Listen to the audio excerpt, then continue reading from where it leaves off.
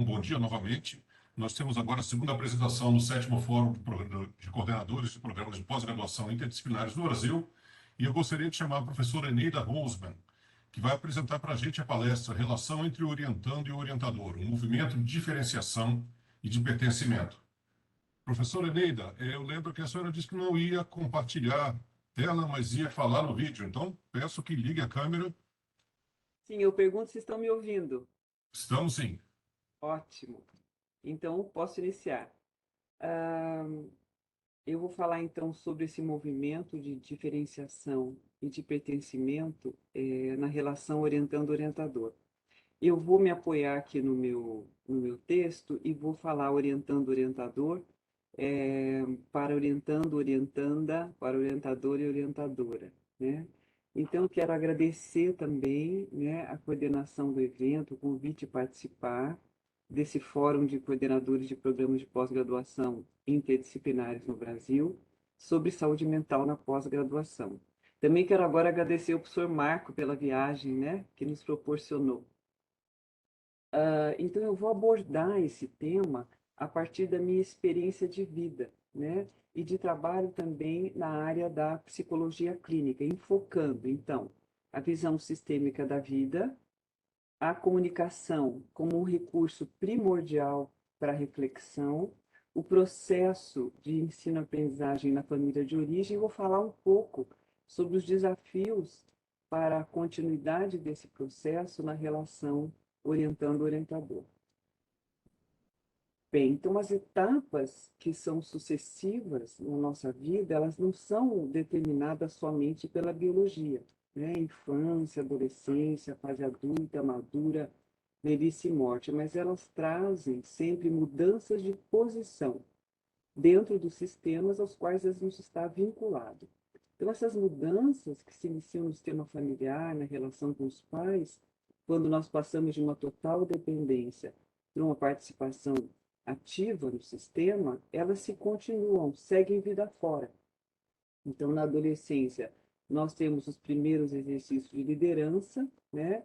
Depois, quando constituímos família, nós mudamos de posição, passando de filhos para pais. Então, nós estamos inseridos em sistemas cada vez mais amplos, uma busca continuada de realização pessoal e profissional. Aqui, nós estamos refletindo sobre a realização acadêmica, sobre a mudança de posição de aluno para professor, de orientando para orientador. Então, na visão sistêmica, né, segundo Seligman, o homem ele é percebido como um ser inserido em sistemas, sendo a família o primeiro e mais importante deles. Então, a família, ela situa e legitima o indivíduo no espaço social, e ela se constitui na sua matriz de identidade. Agora, os saltos no desenvolvimento intelectual e emocional, desde a infância, né, desde a experiência no sistema familiar até a pós-graduação, eles necessitam estar apoiados na dimensão de dois sujeitos, né? Um experiente que ensina, aprende, e outro inexperiente que aprende e ensina, envolvidos numa tarefa conjunta.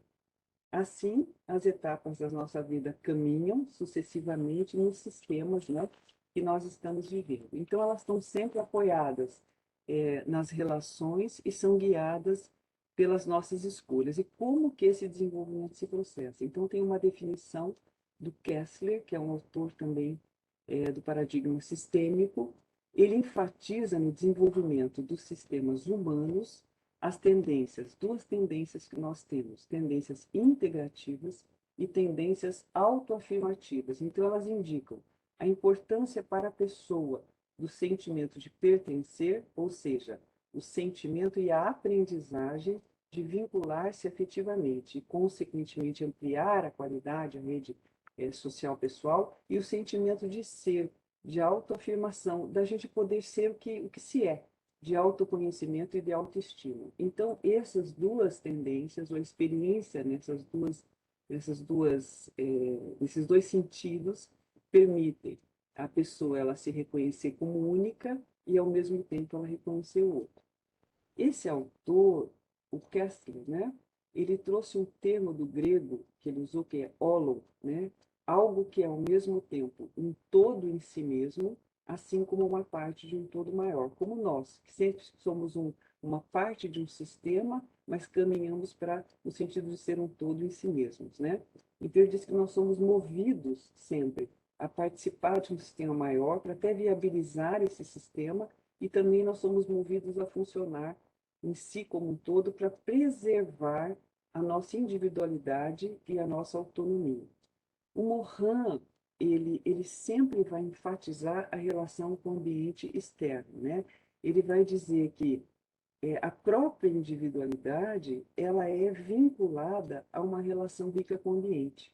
Então, ela, se você fosse ver na visão do Morin, a própria personalidade como sistema, ele seria um sistema aberto sobre a cultura. Então, nós somos seres em relação. O próprio processo, né, de construção do conhecimento, ele acontece entre orientando e orientador. Então, a vida, de acordo com esse paradigma sistêmico, ela poderia ser comparada à apresentação de uma orquestra. Tem um músico argentino, ele se chama Rodolfo Medeiros, ele diz assim que a vida pode ser definida por uma apresentação, um espetáculo de uma orquestra. Ele diz que para ele, né? Então ele diz assim, que tanto ele se realizava compondo o grupo, quer dizer, tocando uma mesma peça com todos, cada um no seu instrumento, ele é bandoneonista, como ele dizia que era tão importante para ele o momento que ele só ouvia o som do instrumento dele, que ele produzia um som que é o som dele único, né? E oferecia à plateia. E ele diz que tudo compõe o espetáculo, né? Que sempre você está honrando e transformando a cultura com a ajuda da plateia e todo o grupo. Ele diz que depois do solo, né? Que você emerge da orquestra e faz a sua apresentação única, faz o solo, você volta para o colo da orquestra. Então ele dizia assim que isso é um resumo da vida, isso é a definição da própria vida. Bem, essa concepção da vida, de que ela se dá nesse fluxo, né, dessas duas tendências de integração e de autonomia, ela implica no reconhecimento da comunicação como um recurso primordial para a reflexão. Então, a comunicação, nesse paradigma, ela é compreendida de forma ampliada, texto, contexto, processo, o estudo dos padrões e da história. Então, eu trouxe aqui porque eu considero muito importante, né, o estudo da comunicação para a gente trabalhar com esse termo, para fazer caminhar a relação orientando-orientador. E eu queria trazer uns pontos básicos, né, de observações do Václavic, do Bevan e do Jackson, que eles formulam essa teoria. Eles dizem que é impossível, né, numa relação de dois sujeitos, não se comunicar, que todo e qualquer comportamento é comunicação, mesmo silêncio. Na pós-graduação, a gente diz que um sintoma tem valor de mensagem, né? Então, a segunda coisa é que qualquer comunicação, além da informação, ela está definindo a qualidade da relação, né? Quando nós estamos entre dois interlocutores. Eu vi um artigo, né, em que é de 2006 esse artigo, é de uma pesquisa que foi realizada em São Paulo, na pós-graduação de contabilidade. USP, PUC, São Paulo e eu acho que o nome é FAMEC, desculpem só que, FECAP. Então, eles estavam levantando assim, que orientadores valorizam as características técnicas dos orientandos, enquanto orientandos enfatizam as características afetivas pessoais dos orientadores. Então, na relação orientando-orientador, por essa perspectiva, né, a gente diz que o orientador olha as qualidades instrumentais do orientando por exigências externas, né, pelas demandas, pela todas as exigências.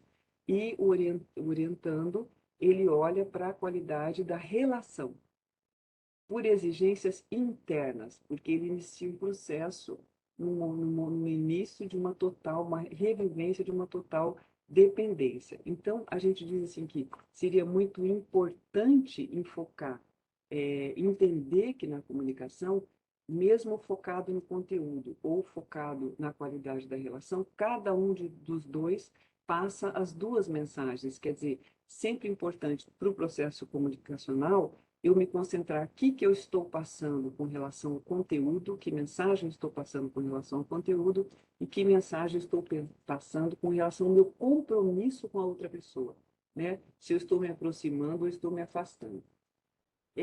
Também é importante, no ponto de vista comunicacional, você entender como que a comunicação é pontuada, levando em consideração que cada interlocutor pode ter um ponto de vista diferente, o que gera uma grande dificuldade caso não se atente para o modo como ela é pontuada, né? Então, eu tenho lido nos artigos, né? Você sempre encontra nos artigos quais são os problemas, maiores dificuldades para o orientando e maiores dificuldades para o orientador, né? Mas o que a gente olha no processo comunicacional é a forma, é o padrão interacional entre eles. Então, por exemplo, você escuta normalmente, né? Eu li num artigo de Santos Filho e Carvalho, isso que eles dizem que muitas situações de isolamento são observadas, e gradativamente um grau de isolamento dos alunos, né? Se você conversa, se você vai analisar o processo comunicacional, muitas vezes o aluno está se isolando porque ele diz: meu orientador é muito exigente, então eu não dando conta, eu me isolo. E se você conversa com o orientador, muitas vezes ele diz: ele se isola, então eu preciso ser exigente. Então, a gente, no processo comunicacional, acha importante ler e perceber a circularidade entre esses fenômenos, abandonar a ideia de causa e efeito, quem está fazendo o quê, o quem está começando o quê. Mas a gente analisa para não haver agravamento de um sintoma, se essa comunicação não está desenhando um circuito fechado ou formando um jogo do sem fim, que é quando os sintomas se agravam, né? Podem se agravar nesse processo por orientando. A gente também precisa entender, né, nessa relação, que olhar para todos os tipos de comunicação, todos os aspectos, né? Então, comunicação digital objetiva verbal, como a comunicação não verbal, de como que são importantes as posturas corporais, a inflexão da voz, né? Eu tive no mestrado a felicidade de ter uma orientadora que mesmo que nós estivéssemos a nível de objeto, né, a nível de conteúdo, no impasse, numa situação muito difícil, ela sempre me dirigia um olhar de confiança, como que tivesse certeza de que eu ia conseguir caminhar com o meu texto. O próprio sistema familiar, né, se isso segundo Capra, que é um físico, né, cientista, ele diz que o próprio sistema familiar ele se expressa por uma rede de conversas. Então, a rede de conversas ela se retroalimenta e resulta num sistema compartilhado de crenças, de lealdades, de explicações e valores, um contexto de significados. Então, esse contexto ele é continuamente sustentado por mais conversas. Então, é importante compreender que essa rede de conversas, né, esse conteúdo, né, ele é interiorizado junto com a qualidade das relações. Ele é impresso na memória, entrelaçado com uma determinada emoção, positiva ou negativa, de alegria, de medo, de tristeza, de frustração, que dão como que um colorido à experiência. Então, o professor Vitor da Fonseca, que ele trabalha com as emoções e a aprendizagem, ele diz que continuamente ações e pensamentos, né, são coloridos pela emoção. Então, nós precisamos ter claro que as escolhas, elas respondem a registros profundos da nossa psique. O Leng, ele diz que a família é formada por um conjunto de relações que foi interiorizado, mas ele chama a atenção que nessa transição, então, da percepção do externo para a memória, não é como se fosse para uma caixa, né? Tudo que a gente vive pode estar na pele, pode estar nas reações fisiológicas, né? Ele é projetado, além do corpo, também nos pensamentos, nos sentimentos, nas imaginações, nas percepções do indivíduo. E depois, essa memória, ela pode ser projetada de novo em qualquer aspecto do mundo. Então, nós levamos um tipo de projeção para a nossa vivência na pós-graduação. Bem, o sistema familiar, ele tem uma função, então, de promover a aprendizagem e transmitir a cultura, que é uma função histórica. A função materna, né, que acontece já de início, com um acolhimento, uma nutrição, né, um polo, ela é seguida da função paterna. O que é a função paterna? Que para nós era muito importante no doutorado, né? O pai, ele é aquele que ele coloca os limites, diz, não, você não pode ficar aqui, ou não pode fazer a determinada ação, nós vamos lá fora. Ele dá o caminho alternativo. E quando a criança é pequena, ele faz ainda aquela contenção afetiva, ele pega e carrega a criança. Então, ele é um indicador de caminhos alternativos, além de colocador de limites. Então, como que a aprendizagem se dá? Ela acontece em processo, né? Com a atribuição de responsabilidades gradativamente mais complexas e depois com a validação, com o reconhecimento dos pais desse novo saber, né? Você aqui aprendeu a amarrar o sapato, a partir de agora você amarra esse sapato. Agora, essa atribuição gradativa de responsabilidades cada vez mais complexa e o reconhecimento dessa aquisição, isso nós necessitamos por toda a vida. Então, ao longo da infância, é a emoção que abre o caminho para a cognição. A qualidade das relações familiares e os movimentos da criança, seguindo essas tendências, né, de integrativas de vincular-se, desenvolver o sentimento de pertencer, tendências de autonomia, de funcionar em si como um todo, elas propiciam uma lenta emergência da consciência de si, do sentimento de si, que inclui o complexo corpo-mente, autoestima, o sentimento de identidade, a capacidade de autorregulação, que nós vamos precisar utilizar, né, nesses nossos desafios da pós-graduação, de lidar com as emoções que geram estresse, de esperar, de lidar com a frustração. Então, olhar para os processos de aprendizagem e entender que tudo é tecido em conjunto, isso pode nos ajudar a ter consciência de que nós estamos na pós-graduação, sim, nos desenvolvendo intelectualmente e emocionalmente. Não há como não lidar com afetos, não há como pular etapas, nós iniciamos totalmente dependentes da relação com o orientador. É como se nós estivéssemos revisitando, sim, corredores que nós vivemos com os pais, né? Ou com os professores que foram mais significativos. Nós estamos, então, vivendo um processo de aprendizagem que ocorre de passo em passo, de emoção em emoção, com muitas horas, como quando é a experiência da criança, que o professor Vitor da Fonseca fala, muitas horas de experiência corpórea, tipo treino. A criança, claro, ela está buscando autonomia, né, desde a autonomia psicomotora. E nós, na pós-graduação, no mestrado e doutorado, estamos buscando a nossa autonomia intelectual.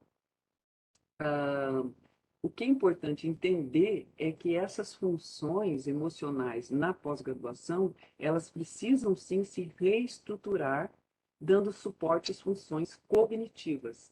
E depois emoção e cognição vão se incorporar na aprendizagem. O orientador, ele é o principal interlocutor, a pessoa, a relação de confiança, né, para conduzir-nos nesse caminho. A professora Maristel de Freitas, que ela tem, né, o livro Viva a Tese, ela diz que nós assumimos um compromisso com a produção de um texto que traduz as nossas próprias ideias, ou seja, a gente quer a máxima diferenciação, junto com a necessidade, só que junto com isso, vem a necessidade de atender exigências emocionais, porque nós temos que encarar uma tarefa excludente, antissocial, né? Nós temos que, de novo, aguardar feedbacks dos pais, que nem sempre são imediatos. Nós temos que lidar com limites rígidos, né? Com os prazos, com as possibilidades de tema e de caminhos, e nós temos que, então, viver a impotência, de novo, a insegurança, né? Tudo isso para depois ter uma máxima também integração. Bem, se tudo é tecido em conjunto, né, emoção, cognição, corpo, história, podem ser vistos como veios, né, como grandes rios, como artérias que juntas podem impulsionar o nosso processo de ensino-aprendizagem. Eu comecei a conversar com os alunos da pós-graduação na nossa universidade, né, do Paraná, sobre o cuidado com o corpo, né? Nós sabemos que na nossa relação com bom, o equilíbrio emocional ele inclui cuidar do outro, ser cuidado e cuidar-se, né? Nós estamos sendo cuidados pelo orientador, mas nós também precisamos nos cuidar, né? O professor Marco tocou um pouco nesse assunto. Então, na verdade, brevemente, assim, né, eu digo que também como que é importante ver a mensagem do sintoma. Que no meu processo de doutorado, eu tive um problema de articulação, né, por ficar muito sentada, uma fragilidade nas articulações do quadril, dos quadris. Então, eu tinha dificuldade de caminhar, dor para caminhar. E foi muito interessante porque a sensibilidade era tanta que o único tratamento que eu pude fazer era dentro da água quente, era na hidroterapia. Então eu me vi como numa banheira, como uma criança, podendo muito pouco, precisando de ajuda de uma outra pessoa para movimentar, para depois fortalecer a minha musculatura dentro da água, fazer exercício com peso que sustentassem as minhas articulações, né? Assim como as emoções sustentam depois a cognição. Bem, enfim, eu melhorei em 1 ano e meio, persisti nesse tratamento, porque sempre também precisava. Eu viajava, né, de uma cidade para outra, fiz o doutorado em outra cidade, até que eu melhorei nessa questão do caminhar. E daí meu desejo passou a ser, com relação ao corpo, dançar assim que o doutorado terminasse. Pois bem, quando eu cheguei diante da análise e vi todo o volume de entrevistas que eu tinha para analisar, me veio um pensamento: eu preciso é, dançar para poder concluir o doutorado no prazo. Então, eu estou falando isso por duas razões, né? Bem simples, assim. O primeiro é que ah, dançar, né, ele tem a ver com uma habilidade expressiva. Então, tem um autor que chama-se Mihaly, Csikszentmihalyi, ele trabalha com alto desempenho. Ele diz assim, que as habilidades instrumentais podem ser desenvolvidas também com a ajuda das habilidades expressivas, que era uma coisa que a gente, no doutorado, no mestrado, a gente deixa cindido. Eu vou deixar tudo isso para poder escrever. Na realidade, ele diz que, claro, elas têm que ganhar em complexidade. Eu fui fazer aula, você precisa estar aprendendo dentro dessa atividade, mas que uma atividade pode complementar e impulsionar a outra. O outro aspecto interessante, quando eu digo cognição, emoção, corpo, história, é que essa atividade de dançar me reconectou com a história da minha família, porque minha avó materna dançava, minha mãe dança, eu tenho irmãs que dançam e meus filhos dançam. Então, isso é como um recurso familiar. Então, também essa sinergia entre esses veios pode auxiliar no processo de sustentar a produção, né? De sustentar o processo de pesquisa. Sobre isso também tem a ver com a totalidade, né? Que eu digo assim, não é só para o orientando que isso é importante, tanto como para o orientador. Isso significa olhar para a nossa totalidade. Então, voltando para a relação e continuando nos veios, né? A gente, e o professor Marco falou um pouco sobre isso também, do quanto que as relações que nós já construímos trazem para nós. Então, como nós somos seres em relações, são muito importantes, né? É muito importante a manutenção, os rituais de agregação dentro do possível, com as pessoas que nós já construímos uma relação. Mas eu quero falar em especial, né, do vínculo e do cuidado com a relação com os iguais, de como é bom ter um co-orientador, que às vezes no co-orientador se trabalha não só conteúdo, mas às vezes a qualidade da relação. Se eu trabalho mais conteúdo com o orientador, posso me aproximar mais do co-orientador. Como o grupo de pesquisa, esse exercício, né, dentro da universidade, e que abre um pouco a questão da relação só com o orientador, mas como exercícios da importância de exercícios de pertencimento, né, e de afirmação da identidade, da importância de se promover pequenos solos, né, nesse período inicial da pós-graduação. Eu digo isso por quê? Porque a primeira vivência significativa do sentimento de pertencimento na relação com o orientador, ela demora muito a acontecer. ela só vai acontecer lá na qualificação. Então, todos os sintomas que a gente desenvolve, todo o risco que tem de maior isolamento, ansiedade, depressão, se a gente observar, eles acontecem mais intensamente antes do processo da qualificação. E por que que isso se dá, né? Porque no momento, a qualificação, ela é um momento de maior pressão, em que nós estamos sendo questionados, procurando uma brecha para que esse projeto possa ser passar, possa estar colocado na realidade, né? Mas é nesse momento que nós recebemos o primeiro reconhecimento de paternidade, né? E de pertencimento à nova família acadêmica, a permissão crucial do pai e da família para podermos ir adiante, para avançar e concluir a pesquisa. A entrada no sistema mais amplo, o desenvolvimento do sentimento de pertencer à família acadêmica e de ter as nossas ideias reconhecidas, eles são vivenciados profundamente na conclusão da pós-graduação, né? Nesse movimento, nesse fluxo. Então, nós avançamos no conhecimento, nós flexibilizamos e ampliamos a nossa rede de conversas, nós damos significado à nossa trajetória e à trajetória da nossa família, aqueles esforços, né, que vieram antes e nos contribuíam socialmente. Para o orientador, formar um mestre, formar um doutor, né, ele é uma realização muito grande no sentido também de que ele ganha a continuidade do trabalho, ele ganha uma parceria. E a conquista do título reúne a mesa um sistema mais amplo, né? No ritual de agregação, ela já se constitui numa relação horizontal de enriquecimento recíproco.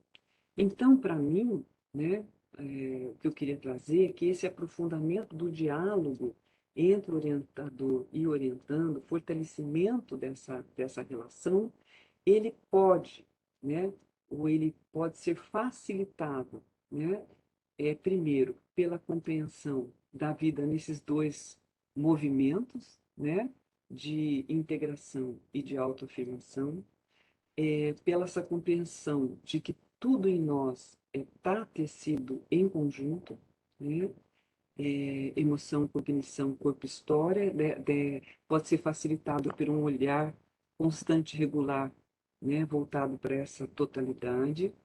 Também a valorização do estudo e da reflexão sobre o processo da comunicação dentro dessa dimensão especial de dois sujeitos, né?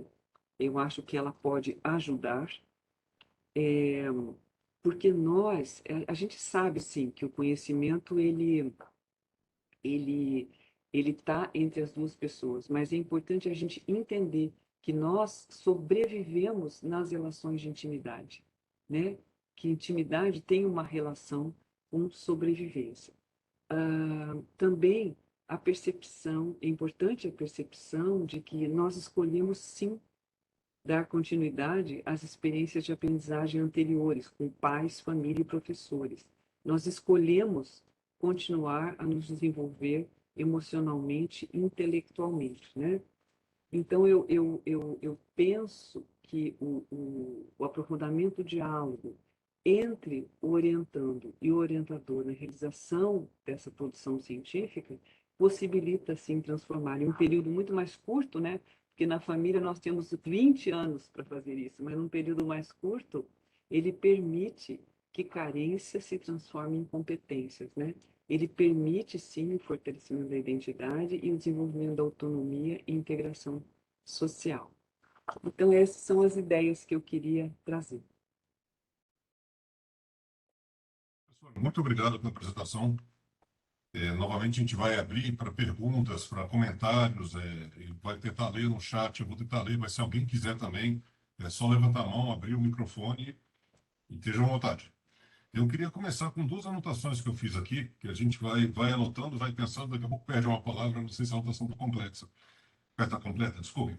Mas tem um comentário que a senhora fez sobre o orientador vê o aluno como um instrumental, como um perfil técnico, como da heresia, como um tipo de ferramenta para fazer alguma coisa no doutorado. É uma generalização que depois vou tentar justificar. E o aluno vê o orientador de maneira diferente, como sendo uma qualidade de relação, como se fosse até procurando uma aprovação, claro, né? Mas tendo um nível diferente. Isso não é detrimental para a relação? Pensando bem assim, bem simplificadamente mesmo. Isso não cria assim uma impressão até que o orientador pode trocar a ferramenta. Ah, se esse aluno não está rendendo, eu vou fazer para outro, e o aluno fica meio sem ter onde correr. Essa relação de um orientador para muitos orientandos, ela não é prejudicial. Eu estava querendo dizer que é um risco que se corre, né? Não estava dizendo como, eu estava dizendo que se levanta em pesquisa e que às vezes isso até cria dificuldades, né, da gente ver também a totalidade da situação. É como se as pressões que o orientador recebe são externas, são muito grandes. E a pressão, entender que a pressão maior que o orientando recebe é interna, né? Na verdade, sempre ambos estão voltados para uma tarefa conjunta. Mas eu digo assim que às vezes nos artigos e nas pesquisas isso fica cindido, né? E que sim, que sim, as dificuldades são várias, né? O orientador, ele tem uma demanda, ele atende vários filhos, né? E o orientando, ele precisa como se fosse de uma atenção única, como se fosse um filho único. Eu estou dizendo que olhar para a comunicação pode ajudar nesse sentido a ler o processo, né? A ler o que é que esse aluno está conseguindo trabalhar em termos de conteúdo, não só atendendo às suas exigências emocionais. Como é que a gente pode ajudar, né, a equilibrar essas duas funções para o aluno? E como que a gente pode ajudar no orientador a ler as mensagens que ele está enviando de compromisso? Como que ele pode melhorar? Como que ele pode fazer que atenda mais às necessidades dele de andamento do processo, né? O que eu quis dizer é que o processo comunicacional pode ajudar a ver esses dois veios. Obrigado.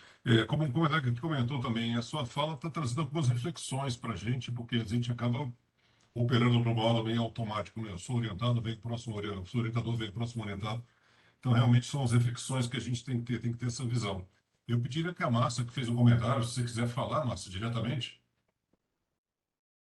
Obrigada, Rafael. Eu fiz um comentário, professor Eneida, em primeiro lugar, parabéns, excelente palestra. Fiquei muito satisfeita com todas as suas colocações e reflexões, são perfeitas. Eu comecei a vislumbrar aqui inúmeras situações que em diversos programas eu atuo em 3 programas, né? Então, que eu pude já vivenciar e perceber na tua fala do cuidado extremo que nós, como orientadores, devemos ter, assim como a figura do coordenador. Na minha visão, o coordenador tem ainda uma responsabilidade ainda maior, porque a gente não pode enxergar o aluno apenas na forma técnica e na sua única produção. Ele ainda tem a vida pessoal, ele tem a vida profissional, ele tem essa vida acadêmica, né? Independente do programa ser acadêmico ou profissional, na verdade, ele está tentando se encaixar e trazer inovações para a ciência, a depender da área que ele esteja inserido. Então, eu acho muito importante reforçar que, para mim, parece um ciclo, né, contínuo, como o ciclo da vida, que o coordenador e o orientador ou orientadora estejam relacionados, saibam, na verdade, informados da vida pessoal, profissional, porque isso tudo, isso interfere diretamente no intelectual e na parte emocional do aluno, que diretamente vai interferir na sua produção acadêmica, científica, na conclusão do teu da tua pesquisa ou até mesmo na desistência da sua permanência no programa de pós-graduação. Às vezes, os coordenadores ou os próprios orientadores buscam atuar de uma forma muito rígida, porque nós temos um prazo muito curto para ser cumprido no nível mestrado e um prazo um pouco mais longo, mas que, por conta da solidez da pesquisa no doutorado, os 4 anos acabam se tornando também muito pequenos. Então, eu vi aqui um comentário dizendo em relação se a senhora saberia dizer sobre alguma dinâmica, algum tipo de técnica ou alguma forma, alguns detalhes que a gente pudesse levar em consideração, porque nem sempre nós gostamos de se envolver com a vida pessoal do nosso pós-graduando. Então, se ele está enfrentando algum tipo de problema na família, porque nós às vezes esquecemos que ele tem, se for homem, esposa, se for mulher, companheiro, se tem filho ou não, se a sua vida financeira está indo junto. E eu sou do seguinte pensamento: se a pessoa não vai bem na sua vida pessoal, como ele consegue ter a sua melhor versão na vida profissional? É um pouco complicado. Então, não sei se a senhora teria, assim, alguma experiência para repassar para a gente, de alerta, de como a gente enxergar melhor essa relação, algum sinal, né, para além dos que a senhora já colocou aqui para a gente. Eu falo assim, né, que tem duas coisas aí. Uma coisa, assim, é muito importante, eu digo assim, quando os sintomas se agravam, antes que os sintomas se agravem, como a gente já viu pessoas desenvolvendo depressão, que você olhe para essa comunicação, porque a gente escuta assim, o aluno está travado, né? Mas antes do aluno estar travado, isolado, aquela comunicação com o orientador, ela está travada, né? Ela está num circuito fechado. Por isso que eu digo que olhar para a comunicação é muito importante. Quebrar, sair, flexibilizar esse jogo do sem fim, né? Porque fica uma comunicação cada vez mais distanciada. Agora, em termos práticos, o que a gente tem feito na nossa universidade é conversar. A gente já fez, trabalhou com dinâmicas, colocou esse tema em seminários, né? Pode-se fazer leituras, exercícios com dinâmicas de comunicação saudável. Eu digo assim, a gente sabe que conteúdos mais específicos, um trabalho terapêutico, pode ser realizado até dentro da universidade, em espaços específicos que são de atendimento. Mas, às vezes, o que eu quero dizer é que os pequenos rituais de agregação, né? Isso que você falou, professora Márcia, né? Que é isso assim, o do estar junto simplesmente, ou sentar à mesma mesa, é, porque a gente sabe que nós vivemos muito à margem, né, dentro do rito, da etapa de trabalharmos sozinhos. Então, pequenos rituais de agregação, né, são muito importantes. Agora, trabalhar, sim, um tema da comunicação, é trabalhar, fazer dinâmica, leituras e pôr esse tema nos seminários, eu acho que sim. Isso é um trabalho muito importante que precisa ser intensificado. Muito obrigada, professora Eneida. Obrigado, professora.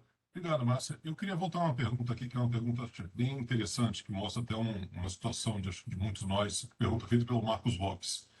Ele disse que tem tido problemas interpessoais entre orientador e orientando, e o que tem gerado conflitos e mudança constante de orientador e desistência da orientação. Isso para o coordenador é um pesadelo, porque de repente você dá lá um aluno e agora não são descartáveis, né? Já tem um trabalho que já foi feito e agora o que a gente faz com ele? A pergunta dele é como poderíamos lidar com isso no programa a fim de buscar o equilíbrio e a resolução de conflitos e tensões. Eu acho que parte da resposta são esses pequenos rituais de agregação, né? Mas a gente queria ouvir mais sobre isso. Você tem Eu, alguma eu, eu, sugestão? eu pensei na minha experiência, né, que eu vivi no mestrado. Eu fiz um primeiro projeto, trabalhei nele por um ano, e o meu primeiro orientador até que ele me dissesse, olha, por esse caminho não podemos prosseguir, né, que é a função paterna, olha, por aqui não podemos ir.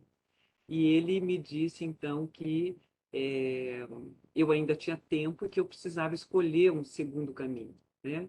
E eu me lembrei eu me senti desesperada, a gente, como você falou, quando tem trocas de orientador, né? Você fica, volta como se estivesse fora do processo da pós-graduação, né? Como se você tivesse que lutar de novo para prosseguir do zero.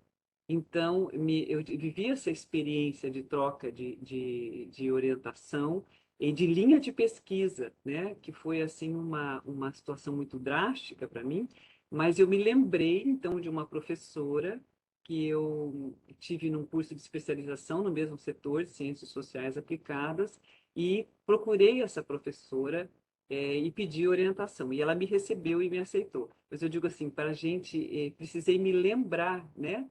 Do meu processo de formação para encontrar de novo uma nova possibilidade. E reconheço que o risco, né, o risco de abandono é muito, muito grande, porque nós temos um prazo para cumprir essa tarefa. Então, eu estou aqui primeiro me identificando, né, dizendo que, pensando que realmente essa situação é muito difícil, mas que eu só tenho experiência do ponto de vista de ter passado por ela. Eu não tenho a experiência, né, que você, como professora de um programa, de como lidar com esse processo, de como que isso pode ser melhor encaminhado, né? Mas eu digo assim que nos programas interdisciplinares, eu acho que a chance que a gente tem de sobrevivência é maior, né? Porque há uma diversidade de saberes, eu acho que há mais solidariedade, mais proximidade, nós ajudamos mais em algumas situações, somos mais ajudados em outras. Então, eu acho que o que me passa pela cabeça é que essa diversidade, esse ambiente, né, eu acho que ele pode ajudar mais do que um mestrado que não seja interdisciplinar. Não sei, professor Rafael, fiquei aqui sem saber como complementar a resposta, porque eu não tenho essa experiência como professora, né, da pós-graduação. Mas se eu puder perguntar, mas você teve experiência como aluna, em algum momento parou e pensou, puxa, o meu orientador bem que poderia ter feito alguma coisa.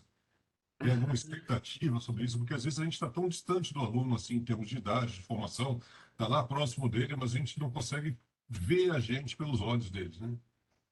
Tem alguma Sim, coisa assim que, por curiosidade nessa altura, né? Alguma coisa que poderia ter sido feita diferente? eu acho assim que sempre é a mesma resposta, né? Eu acho assim que a qualidade da escuta, né, e a empatia, que são sempre as saídas, porque é muito difícil para o orientando se colocar no lugar do orientador. É muito difícil para a gente se colocar nesse lugar de início. E também acho muito difícil o orientador se colocar no lugar do aluno. Então, aquilo que a professora Márcia falou, talvez olhar para a totalidade, talvez se aproximar, talvez trabalhar a qualidade da escuta e da empatia podem ajudar, né? Mas é sempre comunicação. Gente, muito obrigado. Nós temos aí nos comentários, que eu vou lendo rápido, Márcia, se você quiser também. Temos comentários, foi a pergunta do Marcos, que acho que é do Marcos Lopes, que acho que muitos de nós teriam mesmo. A Ana Paula fez um comentário que a conversa inicial de esclarecimento de expectativas é essencial. Já é uma nota que a gente fez aqui também da palestra do professor Marco. As expectativas têm que ser comunicadas de maneira bem clara, senão a frustração é certa. O Matheus Miller faz uma pergunta, ele quer um comentário, na verdade, sobre o desenvolvimento da estimativa da autoestima, me desculpem, do aluno na pós-graduação. E quais tipos de dinâmica de relação podem afetar negativamente a construção da autoestima? Por exemplo, uma falha numa etapa de reconhecimento em uma banca e uma qualificação. Quer dizer, que dinâmicas poderiam ser feitas para aumentar a autoestima e quais que não poderiam, que seriam prejudiciais? Nesse sentido, eu digo que sempre a gente pode pensar em pequenos solos, né? Eu digo propiciar sempre esse movimento, esse fluxo da autoafirmação e a integração. Os pequenos solos são importantes. Se a gente vai analisar na educação, o que pode retardar o desenvolvimento? Há uma complexidade de responsabilidades muito grande de início. Quer dizer, é como se fosse o que pode ajudar trabalhar passo a passo. O professor Marco falou uma coisa que é muito interessante, né? Que é pensar em carreira, pensar em futuro. Então, como se o aluno tivesse que sempre ter aquela perspectiva de futuro, mas também de ter o passo a passo, andar, ter uma possibilidade de executar passo a passo a sua tarefa. Então, por isso que eu falo além das dinâmicas, né? De aproximação, de você se expressar, possibilitar pequenos solos.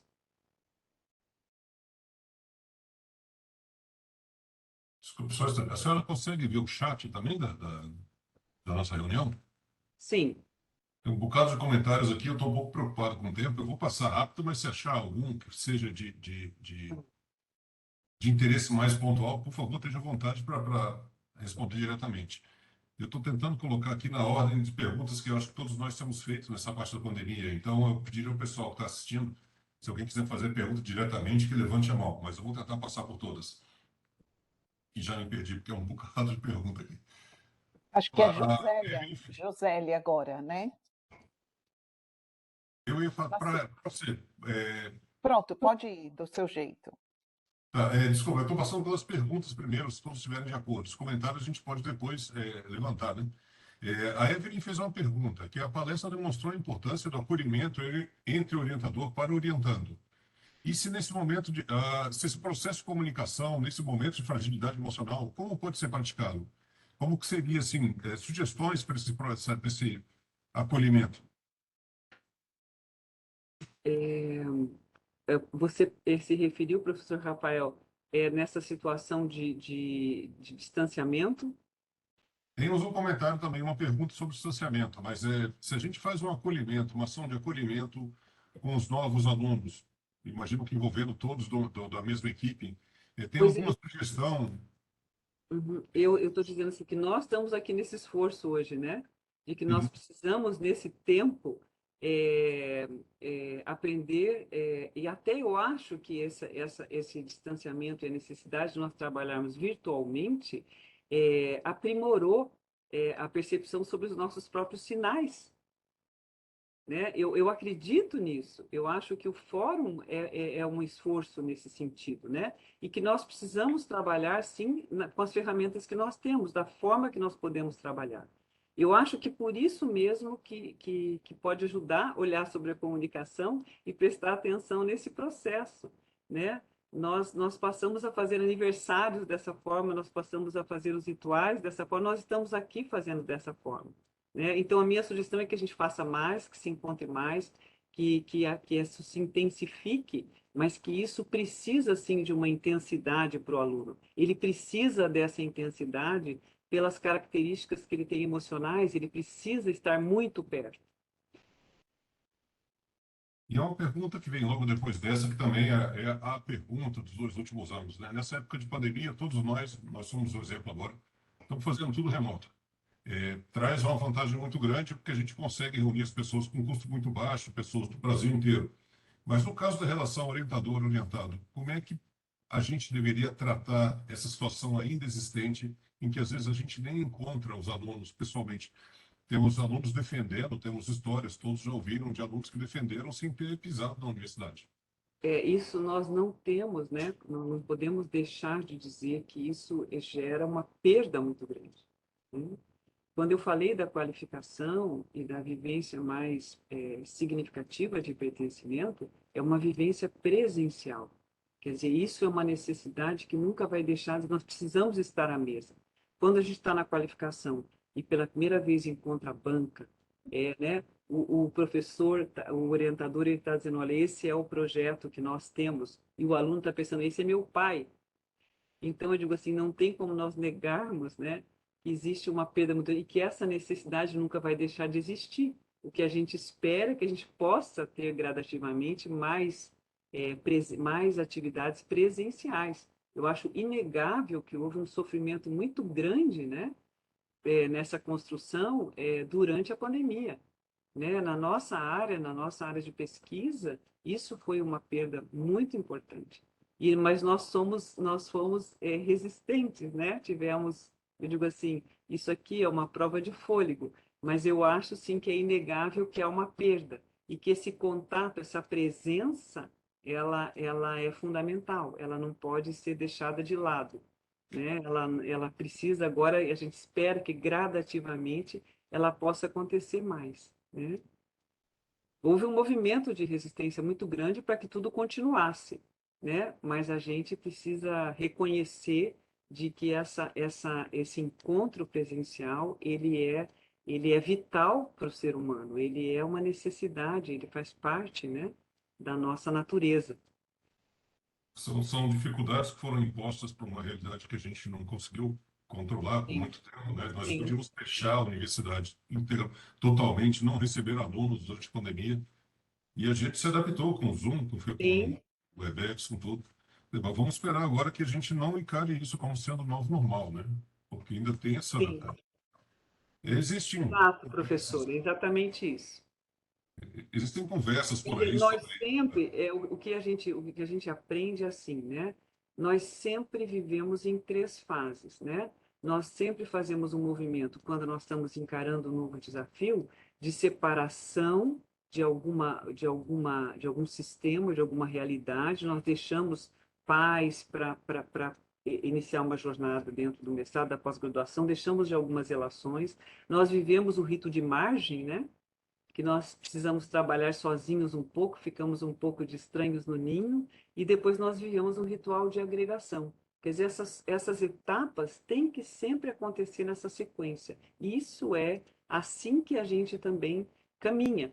Então, por isso que eu digo que a gente está aqui falando agora, depois de passar a pior fase, ou a fase mais difícil, né, de um esforço de resistência. Mas esses rituais ou esses momentos, eles servem para marcar cada passo que a gente deu. Como diz o professor Marco, a cada conquista, a cada etapa, nós temos que marcar o que foi feito, deixar para trás a outra fase e continuar na seguinte. Quer dizer, nós somos seres relacionais.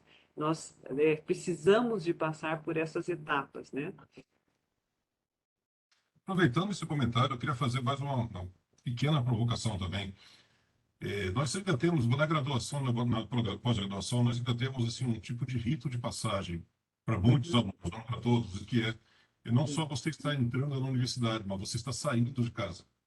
Então, basicamente, o aluno que vai mudar da casa onde ele morava com todo o conforto e vai para uma república, dividir a quarto com mais 3. No caso da pós-graduação, quem recebe aluno de fora, por exemplo, de outros estados, é um aluno procurando onde morar e tentando se situar na cidade. Ele tem aquele impacto inicial que a gente talvez até devesse tratar um pouco mais carinhosamente, com alguma atenção, do que simplesmente falar para o aluno, olha, a cidade é essa, a rodoviária se vira. Não, eu não vejo, pelo menos assim, dos poucos casos que eu conheço, uma atenção em receber um aluno que está vindo de fora. É mais ou menos a base do se vira igual aos outros, né? Mas para esses alunos que estão passando por esse rito duplo, que é de entrar no curso superior, entrar no mestrado, doutorado, e sair de onde estava, tem alguma recomendação adicional nessa linha de comunicação, Eu digo assim que quando a gente está num mestrado, que é na nossa cidade, o que os colegas estão mais próximos, nós temos mais suporte, né? Eu tive uma experiência no mestrado de estar na minha cidade e de ter um acesso muito fácil aos colegas, né? E aos professores. E no doutorado, que eu fiz fora, eu vivi exatamente o que o professor Rafael está falando, né? Que é esse distanciamento da família e estranhamento por toda uma cultura diferente, um ambiente diferente, né? E esse rito de separação, então, para mim, no doutorado, foi marcado mais fortemente, né? Então, isso ele traz uma experiência diferente, é um desafio maior, né? A gente não tem tanto esses feedbacks tão constantes, né? Nem de colegas e nem de professores, então isso gera um processo diferente. Agora, eu acho que também, no sentido da produção do desenvolvimento da pesquisa, ela permite também um envolvimento maior. Às vezes, essa experiência, né, traz um envolvimento maior com a pesquisa, né? Traz, como diz o professor Marco, que é para transformar, né? Ele cumpre essa função com esse distanciamento, né? Então, quando a gente fala em ritos de passagem, a separação é necessária. O rito de margem, né, que diz que a gente fica num ponto morto, assim, né, entre uma coisa e outra, essa sensação de caos, né, ela também promove um envolvimento maior com a pesquisa, né? E é de uma riqueza muito grande. Eu acho, sim, professor Rafael, que esse acolhimento é muito importante, que trabalhar com isso de início, sim, é algo muito importante, mas acho também que é uma riqueza muito grande, né? Fazer esse processo fora, né? Eu acho que ele traz uma transformação maior. Eu, quando fui estudar, tinha pessoas de todas as regiões do Brasil. Então, e ficar sem casa, né? Ficar sem uma referência, né? Faz com que a gente se grude mais nas referências que estão ligadas à pesquisa. Obrigado. Eu queria aproveitar, deixa. A Franciele está fazendo uns comentários aqui no chat que na universidade no Rio Grande do Sul, eles têm um programa de acolhimento e acompanhamento chamado Aprochega. Franciele, eu gostaria que você pudesse compartilhar as informações com a gente sobre isso, porque como você falou, né, no frio extremo da fronteira gaúcha é um dos desafios, mas acho que cada lugar tem sua peculiaridade. A cidade pequena que não tem muita coisa, a cidade grande que tem muita coisa, é frio, é quente, é perto da praia, é longe da praia. Então, se você puder compartilhar essas informações com a gente, ou aqui ou no fórum, ia ser uma leitura interessante. Eu tinha mais um comentário aqui que eu não posso deixar passar, que alguém pediu para a senhora compartilhar as referências com a gente Sim, claro, nessa apresentação. Como a claro. gente ainda tem algum tempo, Márcia, eu passo a palavra para você de volta. Obrigada, Rafael, mas sem comentários, não vou mentir. Todos os comentários que foram feitos aqui foram repassados por Rafael e a senhora, com maestria, nos retornou com pelo menos uma luz aí para poder estar trabalhando com essa relação orientado-orientador, né? E que efetivamente é muito complexa. Eu acho que a sua fala foi extremamente direta. O maior problema é a comunicação. Se a comunicação é feita de forma adequada, seja através de sinais físicos ou da própria fala, ou de todos os tipos de comportamento que a gente possa ter, e que o orientador esteja atento, e que o coordenador também esteja atento, porque nem sempre o orientado fala diretamente com o orientador. Algumas vezes ele se sente já assim bloqueado diretamente, e aí o primeiro recurso que ele enxerga é a coordenação.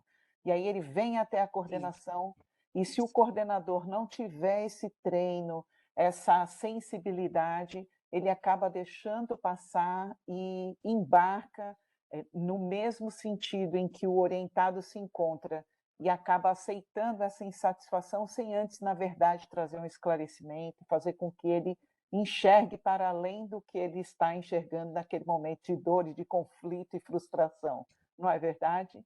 Sim. Então, eu acho que a coordenação é de extrema importância, ter essa sensibilidade, não pensar exclusivamente em produção, seja a nível mestrado ou doutorado, a gente tem que tomar muito cuidado, porque a maior produção por parte do discente virá a partir do momento que ele se sinta mais à vontade e ele se sinta parte, porque esse pertencimento ele tem que existir. Ele não pode se sentir um figurante, ele tem que se sentir parte da construção desse programa e de sua solidificação e continuidade. Se ele, na verdade, é só um item descartável dentro do programa, isso já começa de forma inadequada. E a coordenação, acho que tem a maior responsabilidade em relação a tudo isso. Muito obrigada, professora Eneida. Pode Olha, ficar à Márcia, vontade. eu agradeço, né? Eu quero falar alguma coisa disso, complementar o que você está falando, né? Quero agradecer ao professor Rafael também. Mas eu quero dizer assim, para quem vai estudar sobre isso, que eu estou tateando o tema, é muito interessante observar, a gente tem que lembrar. Quando você lê um artigo da década de 90, dos anos 2000, 2000, os artigos parecem tão parecidos, né? Por que que isso acontece com relação a esse tema? Porque nós estamos tratando de uma relação. Então é difícil escrever sobre isso, porque nós precisamos focar na relação, não em um e outro. Então nós encontramos dados sempre separados e tem que haver um esforço para falar da relação, de tratar da relação. Então eu estou nesse esforço, né? Hoje enriqueci aqui, eu estou pensando em mais coisas com essa conversa, quero agradecer. Novamente, então, muito obrigado, professora. Nós vamos dar uma pausa rápida até a próxima apresentação, 2 ou 3 minutos no máximo. Novamente, muito obrigado. Obrigada. Obrigada. Obrigada por tudo. Um beijo, minha Obrigada, linda. Márcia. Obrigada, Rafael.